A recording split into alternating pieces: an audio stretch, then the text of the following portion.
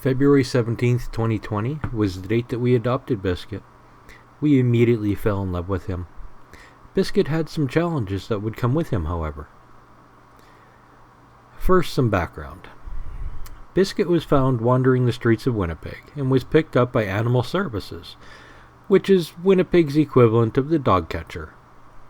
Animal Services would normally keep the dogs they catch for return to their parents or for adoption. But because of his injuries, he was handed over to the Winnipeg Humane Society. No one ended up coming forward to claim Bisquit. He had no tattoo, no chip, no collar, and no identification. So given some time, he was healed, and then he was put up for adoption. Bisquit was friendly, knew how to sit, and was house trained. He's also a digger and an escape artist, so he's a pretty typical Husky. That also means that he's stubborn, he doesn't listen, he's emotional, he talks back, and he has a tremendous amount of love to give. While I have not included any graphic images, you can see from the shaved areas and the exposed skin where he was burned. There's some kind of a chemical burn. The Winnipeg Humane Society fixed up Bisquit about 90% of the way before we adopted him. They gave us free checkups for a few weeks after adoption and some medicines to ensure that the injuries had fully healed. The burns have completely healed, and they appear not to have left any mental effects for Bisquit, which is a really good thing.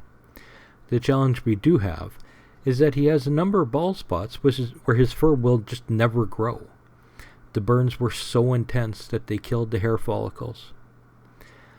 This does raise questions with people sometimes of, why is he bald? Or, where is his hair? And the answer is always the same. It's how we got him, and we love him no matter what. Not all pets look perfect. Bisquit just wants to be that dog that shows the world that pets with issues can be loved, and they can show just as much love as every other dog. Now, you saw at the beginning of this section a nice image of where he started with his burns. And today, this is really all you can see for the most part.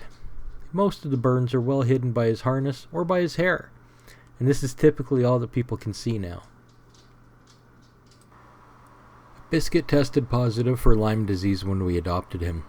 That means that he was bitten by a tick that was carrying Lyme disease before we got him. Bisquit's next issue is something called hyperkeratosis. A few months after we had Bisquit, we noticed some small growths on his nose, as seen in the picture. I did some research and spoke to his vet, and we both confirmed that this is called hyperkeratosis. It's a skin condition that he only has in his nose. In some other dogs, it also affects their feet. It does not hurt and is quite treatable in Bisquit's case. Initial treatment was coconut oil spread on his nose. It was very low cost and safe for him to lick afterwards. Once it was under control, a daily dose of fish oil has kept it under control for months now.